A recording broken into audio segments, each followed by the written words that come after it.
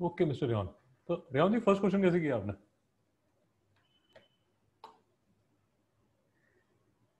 Sir first question ना acceleration is upwards, सो मैंने वो फॉर्मूला अप्लाई किया n=mg+a। हुसैन जी आपने कैसे किया? सर सेम वैसे ही किया। और फिर बाद में मेरे को जो ए मिला, उसके बाद मैंने s=ut+1280 यूज किया और फिर मेरे को आ गया। ओके सर, मुझे ये बताइए, ये टेंशन का मतलब क्या है? ये जो टेंशन इन द केबल है, इसका मतलब क्या है? Tension in the supporting cable का मतलब क्या है?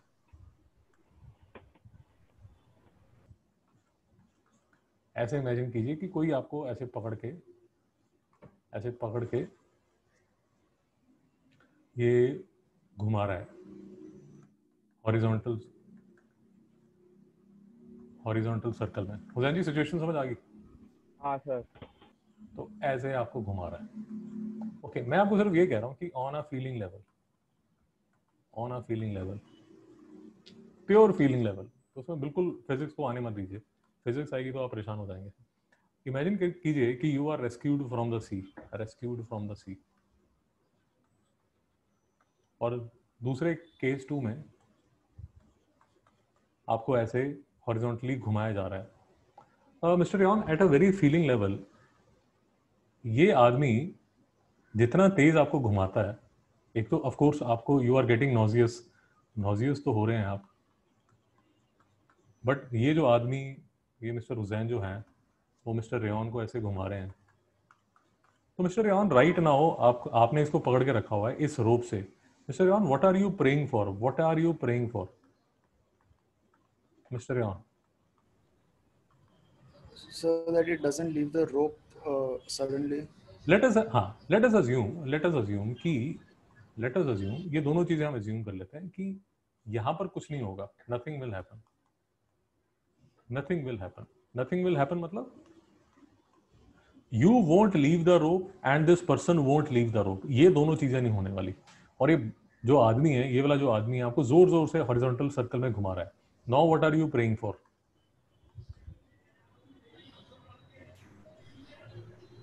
Just Okay, rope doesn't tear. Rope doesn't टेयर।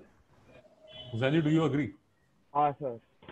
मैं आपको पहले बोल चुका हूं कि ये जो आदमी है, ये इस रस्सी को छोड़ने नहीं वाला, और आप भी इस रस्सी को छोड़ने नहीं वाले। तो ये दोनों चीजों को आप निगलेक्ट कर सकते हैं। तो right now what you are thinking is कि the rope doesn't tear. Rehan ji, do you agree or not? yes sir. Okay, now you have two choices. ये रोप की आपके पास दो चॉइसेस हैं। One is a steel rope, another is a actually extreme case ले लीजिए, thread. Mister Rehan, what will you prefer? So steel rope, why? because that won't break easily. Okay, अब दूसरा ये इमेजिन कीजिए, फिर से ये वाला केस इमेजिन कीजिए। केस 2 में ये हेलीकॉप्टर आपको ऊपर लेके जाएगा। जब ये हेलीकॉप्टर आपको ऊपर लेके जा रहा है, इसमें भी दो एक्सट्रीम केसेस ले लीजिए। One is a steel rod, second is a thread. So ये तो हमने तय कर लिया कि we will prefer a steel rod is better, thread नहीं चाहिए। ओके, अब ये मान के चलिए कि you have a steel rod में भी मिस्टर रेहान आप बताइए, फिर से टू कंडीशंस आर कि यहां से कनेक्शन ब्रेक नहीं होगा, यहां से कनेक्शन ब्रेक नहीं होगा। Now case 1, case 2। Case 1 is कि ये जो हेलीकॉप्टर है, ये ऊपर जाएगा at a let us assume at a acceleration of 5 metre per second square, और दूसरे केस में ये ऊपर जाएगा at a acceleration of 50 meter per second square. Now I understand कि आपकी बॉडी को मतलब बायोलॉजिकली भी प्रॉब्लम होगी, बट डू यू अग्री कि ये 55 मीटर पर सेकंड स्क्वायर पे ऊपर जाएगा और 50 मीटर पर सेकंड स्क्वायर पे ऊपर जाएगा? तो ये जो स्टील रॉड है, या इसको स्टील रोप बोल दीजिए, 5 मीटर पर सेकंड स्क्वायर पे और 50 मीटर पर सेकंड स्क्वायर पे, इस पे जो फोर्स लगेगी that will be different. Mister Rehan, do you agree or not? Yes sir. Sir नहीं समझ आ रहा तो एक और बिल्कुल सिंपल सा केस ले लीजिए, because all I am trying to tell you is trying to explain to you what exactly is tension. आपके पास ये गाड़ी है और ये गाड़ी को you are pulling on this side at 5 meter per second square. दूसरे केस में you are pulling at this side at 50 meter per second square. Mr. Rayon, do you agree कि अगर आप इसको ज़्यादा एक्सेलरेशन देते हैं तो इसकी जो स्ट्रेंथ है वो ज़्यादा होनी चाहिए? Yes sir. Hussain ji, do you agree? Yes sir. तो कहने का मतलब आप जो एक्सेलरेशन इस साइड देते हैं that affects this rope also. Do you agree? Yes sir. तो एक चीज तो है कि आप जो चीज बड़ी ऑटोमेटिकली समझ आ जाती है, जिसमें ज्यादा परेशानी नहीं होती. See, one of the thing is कि आपके पास ये थ्रेड है, उसमें आपने 1 kg मास लगाया. दूसरे केस में आपके पास थ्रेड है और आपने 10 kg मास लगाया. See, one of the easy thing that your brain will accept is कि yes, for 10 kg mass, rope should be stronger.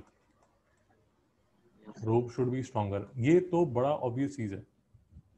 But to your brain, one of the difficult thing that needs to be understood, जो थोड़ा सा सोचने के बाद समझ आती है, वो ये आती है कि ये जो थ्रेड है उसकी जो टेंसाइल स्ट्रेंथ है, अगर आपने यहाँ पर एक्सेलरेशन भी इंक्रीज की, then also this rope gets affected.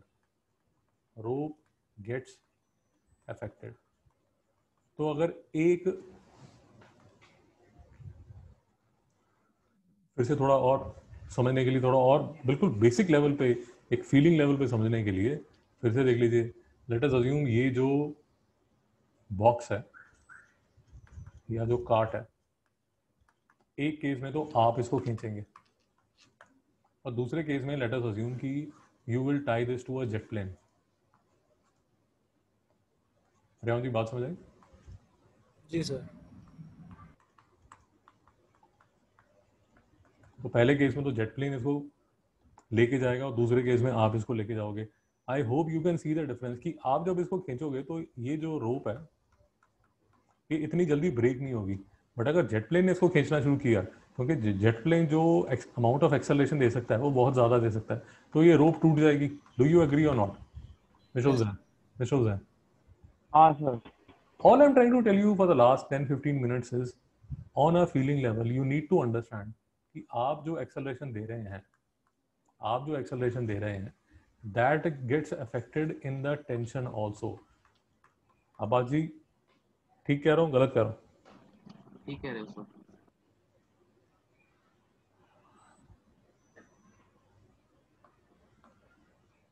तो इतनी देर से जो हम बात कर रहे हैं, वो बात किस लिए कर रहे हैं? वो ये समझने के लिए कर रहे हैं कि अगर ये मेरा, फिर से हमारा जो 2 लेक्चर से चल रहा है, ये जो मेरा मैन ऑन द लेफ्ट है, इसको जो ये रोप ऊपर खींच रही है, ये जो रोप ऊपर खींच रही है, ये रोप लिफ्ट की acceleration are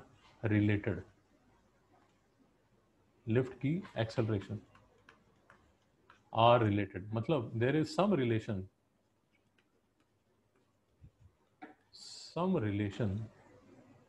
between tension and acceleration of the lift. Hussain ji, feel कर पा रहे हैं, नहीं कर पा रहे? हाँ सर. देखिए, लास्ट लेक्चर में हमने जो किया था उसमें हमने क्या किया था, इसके पैर के नीचे एक वेइंग मशीन लगी हुई, यहाँ पर हमने एक वेइंग मशीन रखी हुई, और वो जो वेइंग मशीन थी, हमने ये देखा था कि अगर ये जो आदमी है, ये हमारा जो मैन ऑन द प्लेटफॉर्म है, मैन ऑन द प्लेटफॉर्म जो वेइंग मशीन पे खड़ा रहता है, तो वेइंग मशीन की जो रीडिंग आती है, लेट अस अज्यूम वो 40 यूनिट्स आती है. बट यही मैन ऑन द प्लेटफॉर्म को, अगर man on the platform lift में आ जाता है और जो लिफ्ट है या तो वो ऊपर जा रही है या वो लिफ्ट नीचे जा रही है, या एक हमारा एक और मैन है, man on the ramp, man on the ramp. अब ये मैन ऑन द रैंप जो है, इसके नीचे भी जो वेइंग मशीन पड़ी है, इसके नीचे भी जो वेइंग मशीन पड़ी है, उसकी रीडिंग भी अब 40 यूनिट्स नहीं है। Abaji, do you agree or not? Yes sir. Chirag ji, doubt आ रहा है? नहीं सर। यार मैं आपको ये कहने की कोशिश कर रहा हूँ कि हमारी जो वेइंग मशीन है, वेइंग मशीन की जो रीडिंग है, man on the platform, man on the acceleration and man on the lift. अब वो जो एक्सेलरेशन है वो ऊपर हो सकती है, नीचे हो सकती है एक्सेलरेशन, और मैन ऑन द रैंप। तो ये 3 या 4 केसेस जो भी आप बताना चाहें, इसको आप 1 बोल दीजिए, इसको 2 और 3 केस बोल दीजिए, इसको 4 केस बोल दीजिए। इसमें जो वेइंग मशीन है उसकी जो रीडिंग है वो अलग अलग आने वाली है, वो मैन ऑन द प्लेटफॉर्म वाली रीडिंग नहीं आने वाली। हुसैन जी, बात समझ आ रही है नहीं आ रही? हाँ सर। क्योंकि वेइंग मशीन जो है उसका जो सबसे सिंपलेस्ट समझने का तरीका है वो ये है कि जब मैन ऑन द प्लेटफॉर्म जब वेइंग मशीन पे खड़ा होता है तो आप क्या बोलते हैं कि सर जो मैन ऑन द प्लेटफॉर्म है वो नीचे अपना वेट डाल रहा है, तो जो वेइंग मशीन है वो भी एक रिएक्शन शो कर रही है। इसका जो सबसे सिंपलेस्ट केस है वो ये है कि आप जब वेट डाल रहे हो नीचे तो अर्थ जो है वो भी आपको सपोर्ट कर रही है with a normal reaction. Normal reaction, इस केस में नॉर्मल का मतलब परपेंडिकुलर है। हुसैन जी, बात समझ आ रही है नहीं आ रही? हाँ सर, समझ आ रहा है। तो हमारी बात ये चल रही थी, हमारी बात ये चल रही थी कि ये जो आपकी वेइंग मशीन है, ये जो वेइंग मशीन है ये बेसिकली आपका रिएक्शन मेजर करती है, रिएक्शन मेजर करती है, रिएक्शन मेजर करती है। और वो जो रिएक्शन है जो वेइंग मशीन मेजर कर रही है, वो रिएक्शन चेंज हो जाता है अगर लिफ्ट आपकी ऊपर जा रही है, लिफ्ट आपकी नीचे जा रही है, या आप रैंप पे खड़े हैं। उसी तरह जैसे कि वेइंग मशीन की रीडिंग चेंज हो जाती है, उसी तरह ये जो ऊपर रोप है, ये रोप की भी रीडिंग चेंज हो जाती है अगर ये लिफ्ट ऊपर जा रही है और लिफ्ट नीचे आ रही है। क्यों, कैसे, वो ये जो हमने 2-3 स्लाइड्स में जो समझने की कोशिश की है कि ये जो हेलीकॉप्टर उसको ऊपर लेके जाता है, पहले केस में उसको आराम से 5 मीटर पर सेकंड स्क्वायर में लेके जाता है, दूसरे केस में उसको 50 मीटर पर सेकंड स्क्वायर में ऊपर लेके जा रहा है। Personally if you ask me, मुझे ये वाला एग्जांपल ज़्यादा अच्छा लगता है जिसमें all you are praying for is that the rope doesn't tear, and I hope you understand कि ये आदमी जितना ज़्यादा तेज इसको घुमाना शुरू करेगा, there will come a level जिसपे this rope will break. Rehan ji, do you agree or not? Yes, sir. And if you understand this further, that rope will break due to the acceleration v square by r. Yes sir, no sir? Yes sir. Chirag ji, बात समझ आई? Yes sir. Abbas ji, बात समझ आई? Yes sir. तो हमने जो ये वाला देखा था, हमने जो ये एस्ट्रोनॉट वाला एग्जाम्पल हमने देखा था जिसमें यहाँ पर एस्ट्रोनॉट बैठा था और इस एस्ट्रोनॉट को आप ऐसे घुमा रहे थे, तो इसी में हमने ये देखा था कि आप जो उसको 2G, 3G, 4G पे लेके जा रहे थे, वो कैसे लेके जा रहे थे? आप v स्क्वायर बाय r के हिसाब से, where r is this radius, आप बेसिकली क्या कर रहे थे, उस v को इंक्रीज कर रहे थे। Hussain ji, do you agree or not? Yes sir. जैसे जैसे आप v को इंक्रीज कर रहे थे, वैसे वैसे जो आदमी, जो एस्ट्रोनॉट यहाँ पर था, जो एस्ट्रोनॉट यहाँ पर था, वो 2G पे जा रहा था, 3G पे जा रहा था, 4G पे जा रहा था। यस और no? Yes sir. Yes sir. और आपको मैं अब ये समझाने की कोशिश कर रहा हूँ कि ये जो बीच वाला जो ट्रैक है, ये जो बीच वाला जो ब्रिज है, let us replace this with a single steel rope. Hussain ji समझ पा रहे हैं? हाँ सर। अगर मैंने इसको एक सिंगल स्टील रोप से रिप्लेस कर दिया, Hussain ji do you agree कि आप 10G पे जा सकते हैं या नहीं जा सकते हैं? That will also depend whether steel rope जो है वो इतनी एक्सेलरेशन बियर कर सकती है नहीं कर सकती। चिराग जी बात समझ आई नहीं है? सर समझ है। समझा sir.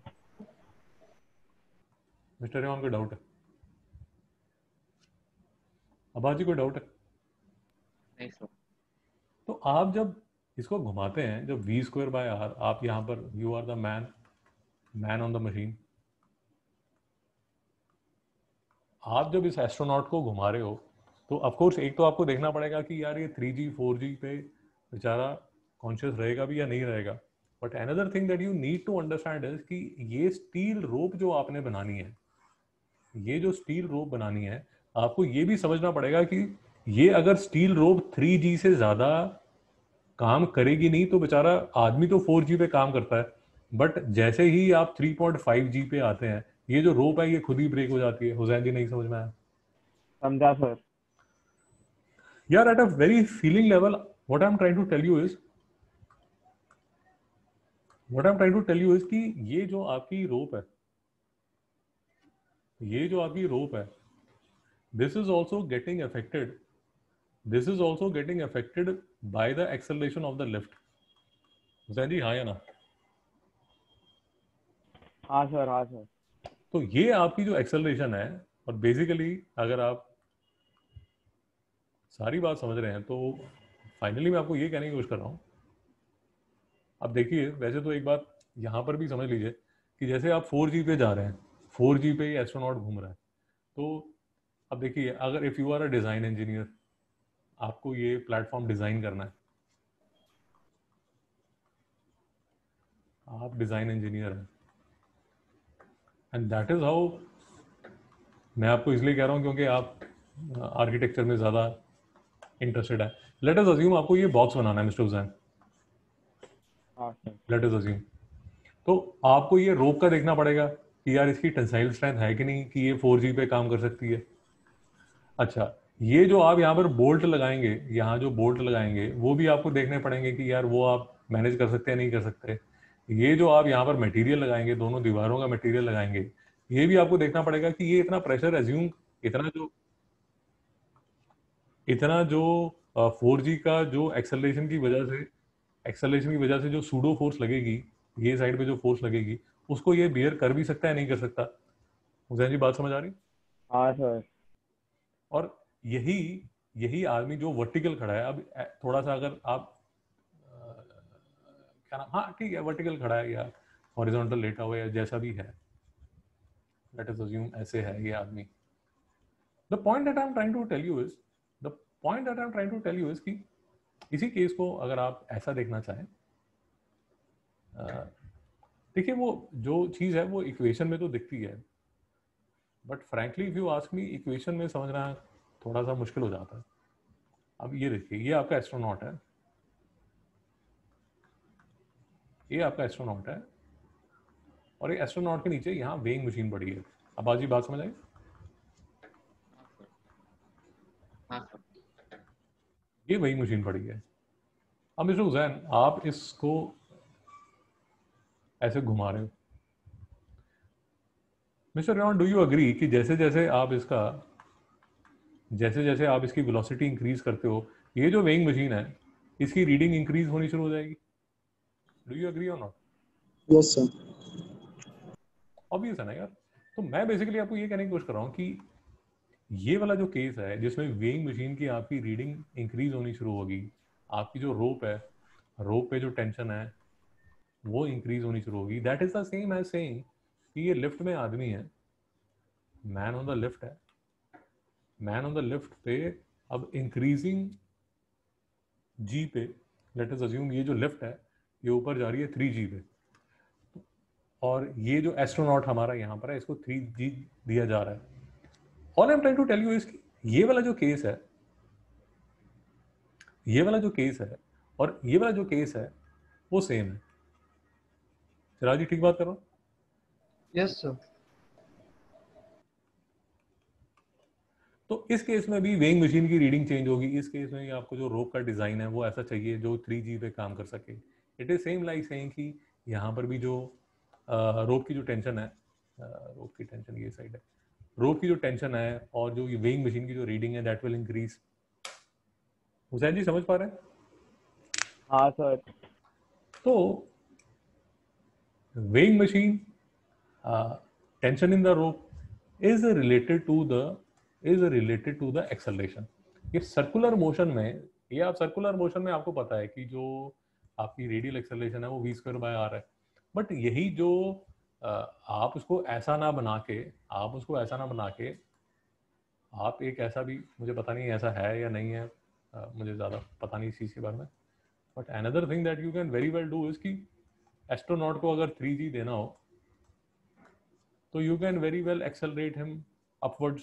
Chirag ji do you agree? Yes sir. Same experience आप यहाँ पर भी दे सकते हो. You can make him man on the left.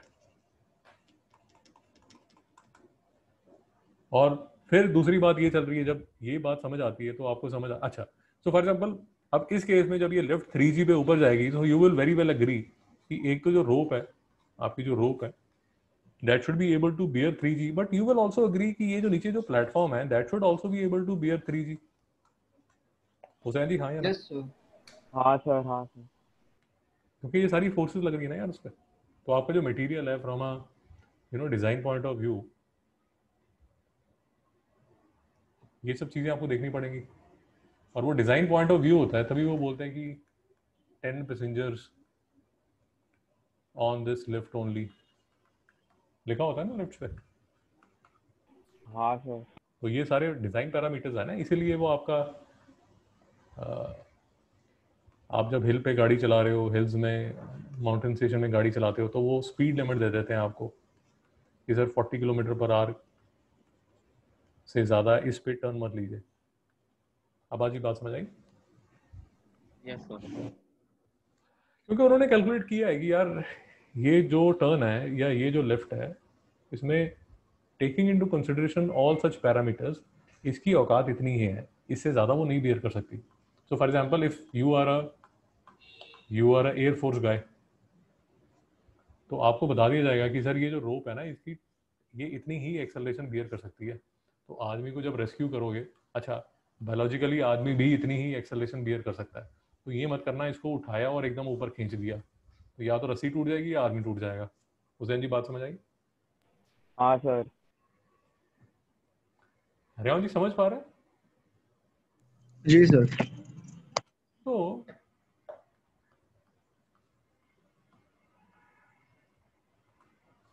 तो ये लिफ्ट के दो तरह के क्वेश्चन आपके सामने आने वाले हैं, जिसमें लिफ्ट की जो एक्सेलरेशन है इट विल बी उसका जो एनालिसिस किया जाएगा वो दो लेवल पे किया जाएगा. एक तो रोप पे किया जाएगा और वेइंग मशीन पे. ये वेइंग मशीन कहाँ से आ गई? ये बेसिकली जो वेइंग मशीन है वो हमने फिक्टिशियस कंसेप्ट जोड़ दिया. किसके लिए? टू अंडरस्टैंड apparent weight क्या है? नॉर्मल क्या है? और तभी क्योंकि नॉर्मल समझना थोड़ा सा मुश्किल हो जाता है, तो नॉर्मल बेसिकली इस वेइंग मशीन की रीडिंग है. हुसैन जी समझ पा रहे हैं? कंफ्यूज हो रहे हैं? हाँ सर समझ रहे हैं. नॉर्मल बेसिकली वेइंग मशीन की रीडिंग है. अब आज बात समझ आई? हाँ सर. चिराग जी बात समझ आ गई? हाँ सर. और एट अ फीलिंग लेवल समझ आता है, एट अ फीलिंग लेवल समझ आता है कि एक्सेलरेशन अगर इंक्रीज हो रही है, मतलब एक्सेलरेशन अगर ऊपर की तरफ हो रही है, एक्सेलरेशन अगर ऊपर की तरफ पॉजिटिव है, तो आपका जो नॉर्मल है वो इंक्रीज होगा या डिक्रीज होगा? सर इंक्रीज होगा नीचे की तरफ। सर फिर से, हाँ, फिर से जो आंसर है ना वो एक फीलिंग लेवल पे रखिए, उसको मैथमेटिकली मत देखिए। आप ये मान के चलिए कि आपकी जो लिफ्ट है वो बहुत ज़्यादा एक्सेलरेशन से ऊपर जा रही है। अब आपको हैवी लग रहा है या लाइट लग रहा है? हैवी। हैवी। और अगर फिर भी समझ नहीं आ रहा, फिर भी समझ नहीं आ रहा, अगर फिर भी समझ नहीं आ रहा, तो बेसिकली जब एक्सेल, हमने यहाँ पर यही बात की थी ना कि आपको जब मैं तेज घुमा रहा हूँ, ये एस्ट्रोनॉट को जब तेज घुमाया जा रहा है, this case is the same as lift going up. Yes sir. आप रिलेशनशिप देख पा रहे हैं या नहीं देख पा रहे हैं? सर देख। मुझे जी डाउट आ रहा है? नहीं सर। जितना ज्यादा तेज आप इसको घुमा रहे हैं, आपकी जी इंक्रीज हो रही है। This case and this case of a man being accelerated up on a lift, ये वाला केस और ये वाला केस सेम है। अब आज बात समझ आई? Yes, sir. तो अगर इस केस में वेइंग मशीन की रीडिंग इंक्रीज होने वाली है, सिमिलरली यहाँ पर एस्ट्रोनॉट के पैर पे जो वेइंग मशीन रखी है उसकी जो रीडिंग है वो इंक्रीज होने वाली है, विच इम्प्लाइज कि ये लिफ्ट जब ऊपर जा रही है तो वेइंग मशीन की जो रीडिंग है वो इंक्रीज होने वाली है, विच इम्प्लाइज कि जो नॉर्मल है वो इंक्रीज होने वाला है। चिराग जी नहीं समझ पा रहे? सर समझ आया। उसी तरह जब ये नीचे नीचे की तरफ एक्सेलरेट कर रही है, तो आपका जो नॉर्मल है, जैसे चिराग, वो इंक्रीज होगा डिक्रीज होगा? सर डिक्रीज होगा। और वो भी अगर आपको समझ नहीं आता, वो भी अगर नहीं समझ आता, तो उसका भी एक बहुत बेसिक, बहुत ही आसान सा एक समझने का, मतलब एक बेसिक हैक जो आप यूज़ कर सकते हैं वो ये कर सकते हैं कि फ्री फॉल में आपका वेट कितना होता है? 0। हुसैन जी नहीं समझ रहे? समझा सर। अगर ये वेइंग मशीन फ्री फॉल में नीचे गिर रही है, एक्चुअली आपको एक और प्यारा सा थॉट एक्सपेरिमेंट करना चाहिए, वो ये करना चाहिए, ये जो लिफ्ट है फ्री फॉल में नीचे गिर रही है, फ्री फॉल में नीचे नीचे, तो आप हवा में हैं, वेइंग मशीन हवा में है, यहाँ पर ये छत पे एक रस्सी लटकी हुई है, पेंडुलम है। अब ये पेंडुलम ऐसा रहेगा या पेंडुलम भी मतलब ऐसा हो जाएगा? आप मेरी बात समझ पा रहे हैं? हाँ सर। स्ट्रेट नहीं रहेगा ना। स्ट्रेट नहीं रहेगा पेंडुलम का स्ट्रिंग। बाजी आपको क्या लगता है? Sir, pendulum straight नहीं रहेगा.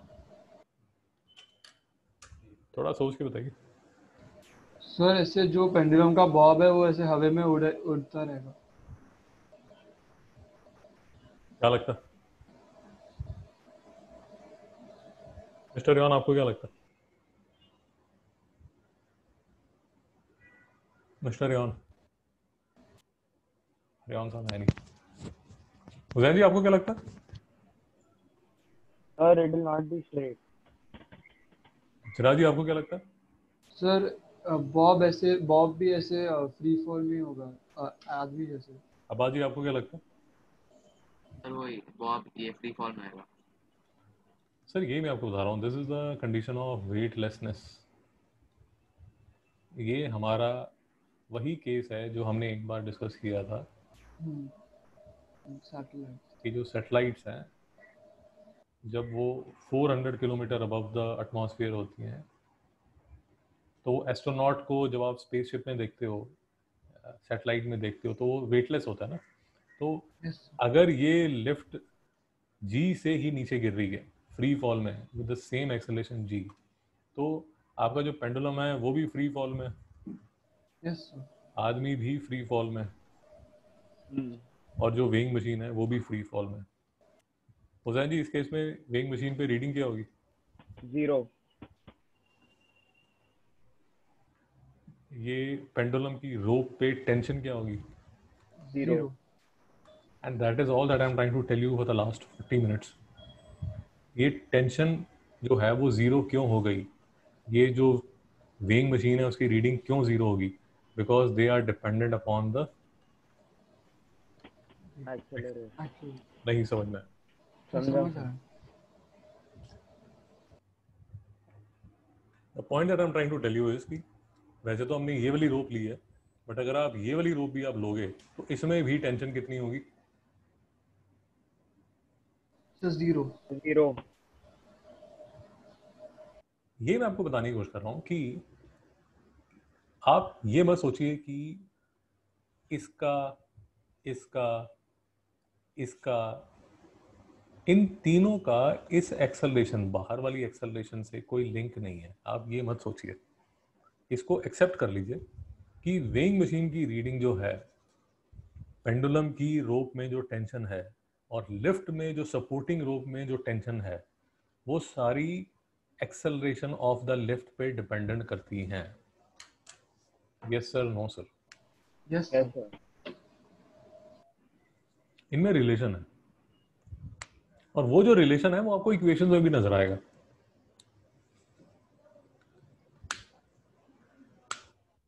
वो जो रिलेशन है वो आपको इक्वेशंस में नजर आएगा, वो जो रिलेशन है आपको न्यूमेरिकल्स में भी नजर आएगा। हुसैन जी, बात समझ आई? हाँ सर। अब अगर इस क्वेश्चन को हम समझने की कोशिश करते हैं, elevator 5000 kg moving upward, tension supporting 50,000 Newton, find upward acceleration. अब देखिए, मैं आपको ये समझाने की कोशिश कर रहा हूं कि अगर आप ये इन्फॉर्मेशन देखेंगे तो ये इन्फॉर्मेशन ये दे रहा है कि यार ये मास है 5000 kg का। ये 5000 kg पे थोड़ा सा इसको ऐसे एनालिसिस कीजिए कि ये 5000 kg है और ये जो लिफ्ट है ये स्टिल है, मूव नहीं कर रही, तो इसको सपोर्टिंग के लिए ये टेंशन होगी।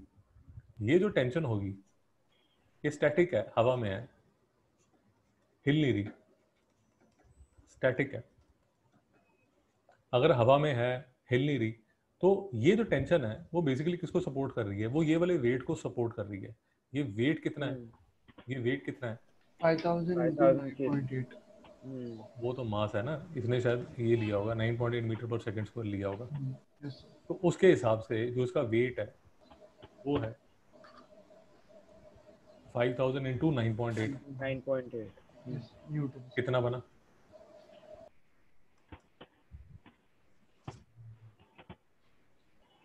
So 49,000. मैं सिर्फ आपको ये समझाने की कोशिश कर रहा हूँ कि इसमें जो टेंशन है वो 49,000 होनी चाहिए, but tension in the supporting cable आपको बता कितना आ रहा है?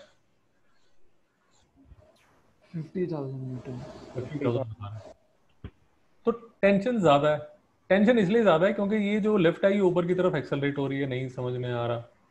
So समझ आया. समझा सर। अबाजी, लिंक समझ आया? हाँ सर। यार अगर ये स्टैटिक होती तो इसमें जो टेंशन होनी चाहिए थी वो 49,000 होनी चाहिए थी। अब इसमें जो टेंशन आ रही है वो आ रही है 50,000 न्यूटन। तो 50,000 न्यूटन मतलब एक्स्ट्रा जो 1000 न्यूटन जो टेंशन आ रही है वो किसकी वजह से आ रही है? वो इसकी वजह से आ रही है, ये जो बाहर एक्सेलरेशन है इसकी वजह से आ रही है। सर डाउट है? नहीं sir. हुसैन जी, डाउट है? नहीं सर। तो ये जो एक्स्ट्रा 1000 न्यूटन आया, एक्स्ट्रा 1000 न्यूटन जो टेंशन आई वो किसकी वजह से आई? इस एक्सेलरेशन की वजह से आई।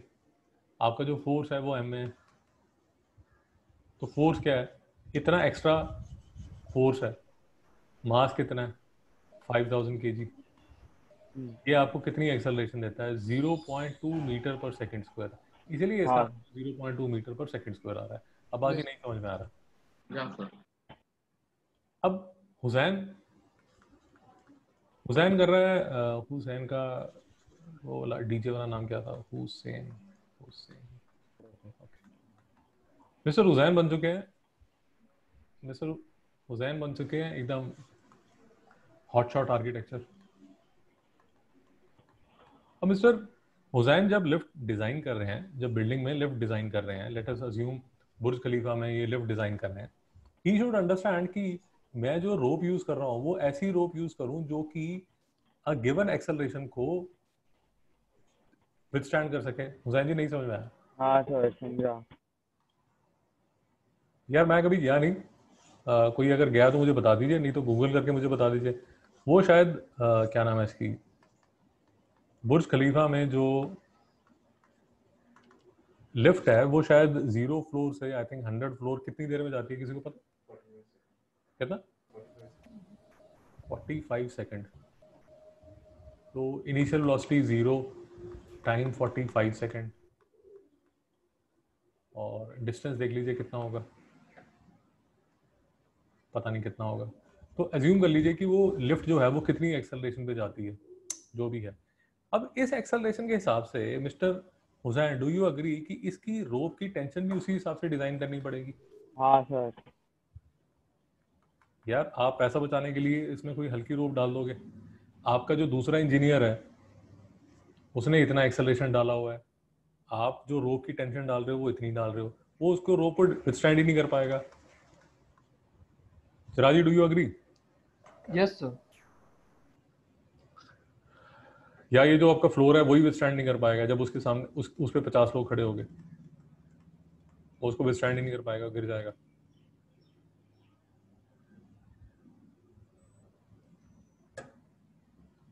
Abaji, do you agree? Yes, sir. तो ये मैं सिर्फ आपको ये रिलेशन समझाने की कोशिश कर रहा हूँ। अब जैसे देखिए ये क्वेश्चन पे भी देखिए, पहले तो ये समझ लीजिए 50 kg फोर्स, एक बड़ी लंबी चौड़ी डिस्कशन हो चुकी है इसके बारे में। This is actually equal to 50 into 10 newton. Hussain, do you agree? Yes sir. ये हमने एक बार डिस्कशन की हुई है केजी फोर्स Yes. और वेट के बीच में। Yes KG weight. हाँ, केजी फोर्स या केजी वेट। अबाजी याद है? Yes, sir. तो फिर से अब आपने ये लेडीज को खड़ा कर दिया, अब इनका जो वेट है वो 500 न्यूटन है। मिस्टर रेयन, जी सर। रेयन जी समझ आ रहा है या सब हवा में जा रहा है? जी सर समझ रहा है। तो आपने लेडीज को 500 न्यूटन पे खड़ा कर दिया। लेडीज जो है वेइंग मशीन पे खड़ी होती है तो 500 न्यूटन की है। अब moving upward with a uniform velocity of 5 metre per second. तो हुसैन जी इसका आंसर क्या होना चाहिए uniform velocity 5 metre per second का? सर इसकी जरूरत नहीं है ना? हम sorry sir 5 metre per second की जरूरत नहीं है ना? जैसे कि नहीं, मैं आपसे पूछ रहा हूँ कि अगर uniform velocity 5 metre per second पे लिफ्ट ऊपर जा रही है तो मैडम का वेट कितना होगा? Sir 500 Newton. Sir 500 Newton. क्यों? क्योंकि यूनिफॉर्म वेलोसिटी है, तो फिर क्या? तो एक्सेलरेशन तो जीरो होगा। एक्सेलरेशन 0। अब मैं आपको ये बताने की कोशिश कर रहा हूँ कि या तो आप फॉर्मूला का हेल्प ले लीजिए, फॉर्मूले में लगा लीजिए वो जो हमारा था n is equal to M G plus A लगा लीजिए, या n is equal to M G minus A लगा लीजिए, या तो फॉर्मूले की हेल्प ले लीजिए। या अगर आप बेसिक एक प्योर कंसेप्ट की वजह से भी देखते हैं तो यूनिफॉर्म वेलोसिटी है, तो ये इनर्शियल फ्रेम है, इनर्शियल फ्रेम है, इनर्शियल फ्रेम में कोई सूडो फोर्स नहीं होगी।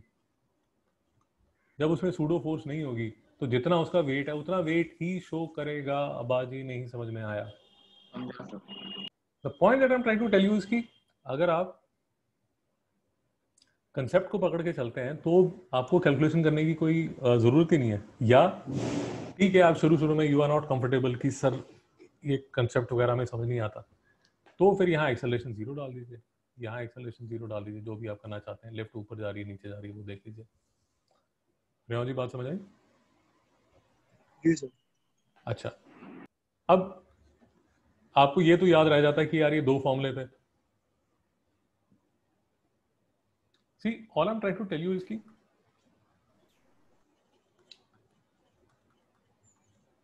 All that I am trying to tell you is की आप जब बोर्ड में बैठते हैं यार, बोर्ड का जो पेपर है आपका, उसमें तो यार बिल्कुल ब्लैक एंड व्हाइट में आंसर क्वेश्चन आंसर आता है, क्वेश्चन आंसर बिल्कुल ब्लैक एंड व्हाइट में आता है। डेरिवेशन आ जाएगी, न्यूमेरिकल आ जाएगा, एक्सप्लेनेशन आ जाएगी। अब आज ही बात समझ आई। हाँ सर। तो फिजिक्स की सारी आपको डेरिवेशंस आनी चाहिए, किताब के न्यूमेरिकल आपने किए होने चाहिए, आपको एक्सप्लेनेशन आ जाएगी। एक्सप्लेनेशन मतलब थोड़ा सा कोई आपसे क्वेश्चन पूछ लेंगे और फिर आपको बोलेंगे कि इसका रीज़न क्या है। तो बोर्ड के हिसाब से ये है। बट अगर आपको from a competition point of view समझना है तो कंपटीशन पॉइंट ऑफ व्यू में अगर आप कंसेप्ट समझेंगे तो चीज़ें आपसे जल्दी हो जाती हैं। मुझे ये याद रहता है कि यार एक फॉर्मूला था G+A एपरेंट वेट का। एपरेंट वेट के दो फॉर्मूले थे, एक G+A था, एक G-A था। तो अब मैं अगर फीलिंग लेवल पे समझता हूँ तो फीलिंग लेवल पे जब लिफ्ट ऊपर जाती है तो मुझे हैवी लगता है। अगर हैवी लगता है तो ये है एक्सेलरेशन जब ऊपर की तरफ है। जब मैं फ्री फॉल में होता हूँ तो एक्सेलरेशन नीचे की तरफ है। वैसे भी लिफ्ट जब नीचे जाती है तो मुझे हल्का लगता है। तो ये वाला जो फॉर्मूला होगा वो होगा एक्सेलरेशन नीचे वाला। हुसैन जी बात समझ आई? हाँ सर। तो this is from a pure रट्टा पॉइंट ऑफ व्यू, आप जैसे उसको देखना चाहें। तो अगर यही जो लेडीज हैं ये नीचे की तरफ एक्सेलरेटेड हो रही हैं, moving downward with uniform velocity, तो इस केस में इनका जो वेट होने वाला है वो कम होने वाला है। वही आपको इस आंसर में रिफ्लेक्ट हो रहा है। हाँ सर। चिराग जी बात समझ रहे हैं? हाँ सर। न्यूमेरिकल आप जब करते हैं तो न्यूमेरिकल भी प्योर फॉर्मूले के हिसाब से मत कीजिए, उसमें भी थोड़ा अगर आप कंसेप्ट से करेंगे तो आपको और अच्छा लगेगा, कंसेप्ट और डिटेल में समझ आएगा। अब ये 75 stands in a lift, what force does when the elevator starts moving upward with acceleration of 2 meter per second square? तो देखिए क्वेश्चन समझिए, what force does the floor exert on him? और ये मैं आपको बता रहा हूँ कि मैं जब आपको बोलता हूँ कि मैन ऑन द लिफ्ट है और उसके नीचे एक एलिवेटर पड़ा हुआ है, तो ये जो आंसर है यहाँ पर, ये जो आंसर आएगा वो आंसर इस वेइंग मशीन की रीडिंग होगी।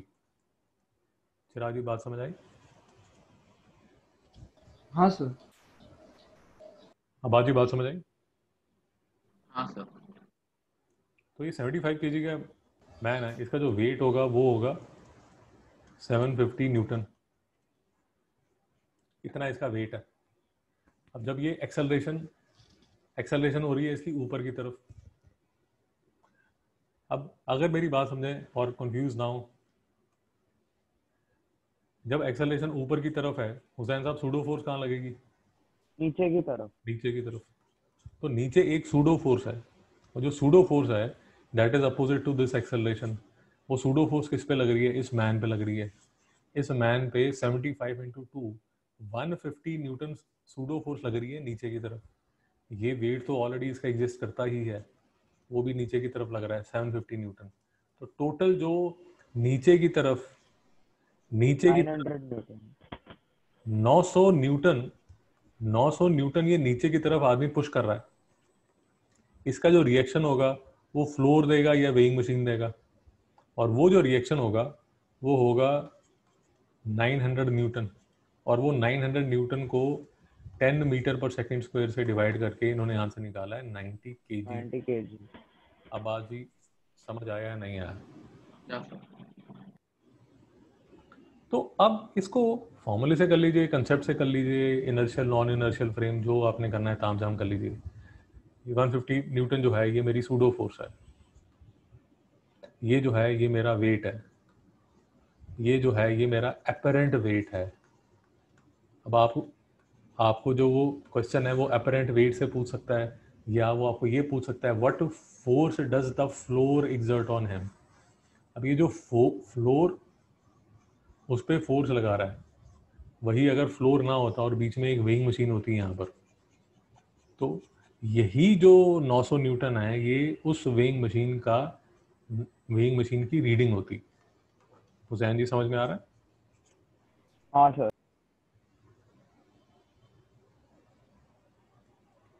ओके।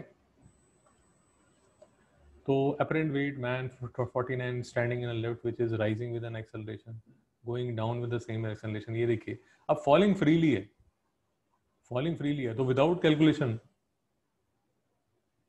इसका वेट कितना होना चाहिए? 0। 0। अब आप कैलकुलेशन कर रहे हैं वो राइजिंग है 1.2 मीटर पर सेकंड स्क्वायर से। तो आपको ये पता है, लेट अस अज्यूम हम जी जो है वो 10 लेते हैं, तो 490 न्यूटन तो उसका वेट है। अब जब लिफ्ट ऊपर जा रही है, आपका जो आंसर है वो 490 से ज़्यादा आना चाहिए।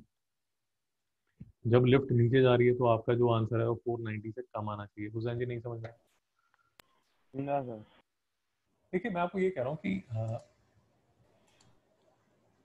ये क्वेश्चन जो हम कर रहे हैं,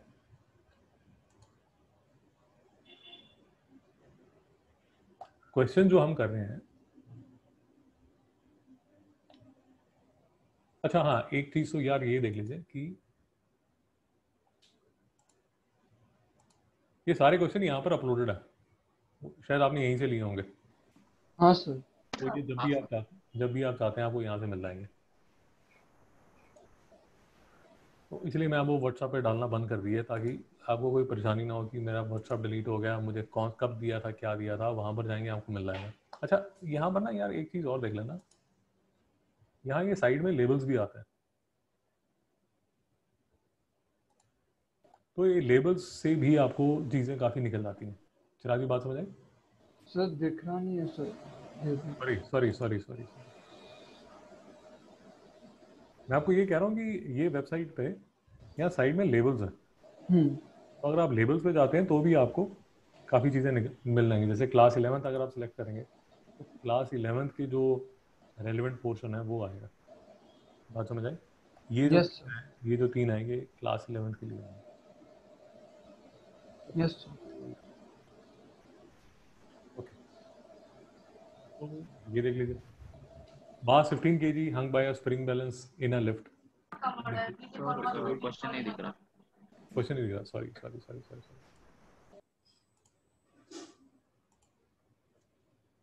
हाँ एक्चुअली मैं उससे पहले आपको ये बताने की कोशिश कर रहा था कि यही क्वेश्चन की हेल्प से ये क्वेश्चन के कंसेप्ट से बेसिकली हम अगर ये v² वाले न्यूमेरिकल अगर करना चाहते हैं तो ये v² वाले कर पाएंगे। जैसे लेक्चर के शुरू में मैं आपको बता रहा था कि ये जो पुली वाले क्वेश्चंस है, ये टेंशन है, और ये वाली जो टेंशन है इसकी एक्सप्लेनेशन अब मुझे दोबारा देने की जरूरत नहीं, क्योंकि मुझे इस लेक्चर की हेल्प से काफी मैं आपको ये चीजें समझा पाऊंगा। या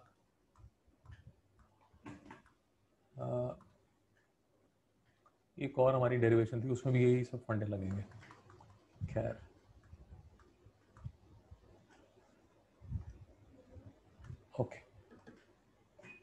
ओके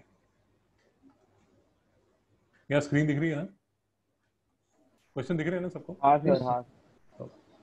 तो body of mass 15 kg hung bye spring balance. अब देखिए ये अगर आप समझ रहे हैं तो ये वही केस है, ये बेसिकली वो पेंडुलम वाला केस है। आप मेरी बात समझ रहे हैं? Yes sir. Yes sir. अब बाजी बात समझ रहे हैं? Yes sir. हुसैन जी बात समझ रहे हैं? Yes sir. हमने जो अभी अबाउट आधा घंटा पहले ये जो पेंडुलम वाला केस किया था ना, जिसमें हमारा जो पेंडुलम है वो फ्री फॉल में ऐसा ये भी फ्री हो गया था, तो ये सेम ही चीजें हैं। 15 kg hung, reading ascending descending with constant velocity. देखिए जब आप कांस्टेंट वेलोसिटी पे, ये देखिए कांस्टेंट वेलोसिटी पे जब आप हैं तो आप किस में हैं? आप इनर्शियल फ्रेम में। जब आप इनर्शियल फ्रेम में हैं तो आपकी जो रीडिंग आनी चाहिए वो यही आनी चाहिए, 15 × 10 = 150 न्यूटन। हुसैन जी हाँ या ना? हाँ सर। चिराग जी कोई डाउट है? नहीं सर। और हुसैन जी इसी चीज को आप थोड़ा ध्यान से देखिए तो आपको और अच्छा लगेगा। आपकी जब लिफ्ट ऊपर जाती है तो ये जो स्प्रिंग है ये साइड होगा या ये साइड होगा? नीचे की तरफ खींचा जाएगा। हाँ यही मैं आपको, यस यही मैं आपको कह रहा हूँ कि आपकी लिफ्ट जब ऊपर जाएगी तो ये आपका जो स्प्रिंग है ये नीचे की तरफ खींचा जाएगा, और क्योंकि नीचे की तरफ स्ट्रेच होगा तो इसमें जो आंसर आएगा, ये देखिए, असेंड जब करेगा एट एन एक्सेलरेशन तो ये सूडो फोर्स कितनी लगाएगा? 20 न्यूटन। आपका जो एक्चुअल जो वेट है वो कितना है? 50 kg इंटू 10, 150। तो आपको जो सूडो फोर्स लगेगी वो कितनी लगेगी? 170 न्यूटन। हाँ सर। ये कितना है? 15 इंटू 10, 150। और 2 मीटर पर सेकंड स्क्वायर की असेंड कर रहा है तो नीचे कितना लगा? सर इन्होंने आंसर गलत दिया है क्या? एक सेकंड देखना पड़ेगा सर। ये तो 120 है, ये 150 है, ये 180 है।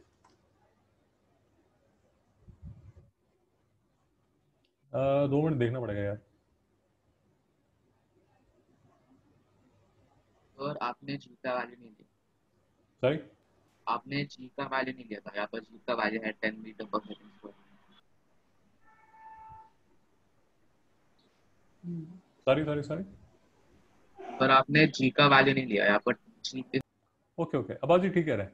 तो ये जो 2 मीटर पर सेकंड स्क्वायर की जो 2 मीटर पर सेकंड स्क्वायर की जो एक्सेलरेशन ऊपर की तरफ है उसकी तरफ, उसकी वजह से जो सूडो फोर्स लगेगी वो लगेगी 15 इंटू 2। Sir 30 newton. जी, 15 इंटू 2 इज 30 न्यूटन लगेगी, इसीलिए यहाँ पर 30 न्यूटन आएगा। तो ये कितना आना चाहिए? 180 न्यूटन। तो इसलिए ये आएगा 180 न्यूटन। हाँ हाँ सर। मैंने क्या गलती की, मैंने ये वाली जो एक्सेलरेशन थी उसको ये वाली से मल्टीप्लाई करा था, ये गलत। तो उसी तरह अब ये जब आपका जो लिफ्ट है वो नीचे की तरफ जब जाएगी, अब जब नीचे की तरफ जा रही है तो आपको हल्का लगेगा, ये जो स्प्रिंग है इसको हल्का लगेगा। जब उसको हल्का लगेगा, कितना हल्का लगेगा? कितना हल्का लगेगा? 150 माइनस 30, तो वो कितना रीडिंग शो करेगा? 120 न्यूटन। बात समझ आ रही है? हाँ सर समझा। और मैं आपको ये बता रहा हूँ कि अगर आपको ये लिफ्ट वाला और एपरेंट वेट और ये सब समझ आता है तो मैकेनिक्स की काफ़ी प्रॉब्लम आपकी ऐसी ऑटोमेटिकली सॉल्व हो जाती है, फिर आपको ज़्यादा तकलीफ नहीं आती।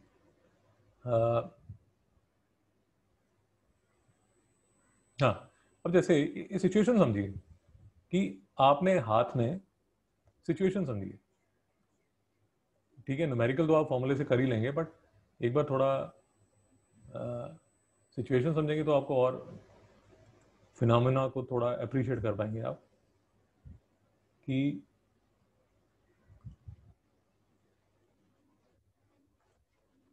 आपने हाथ में ये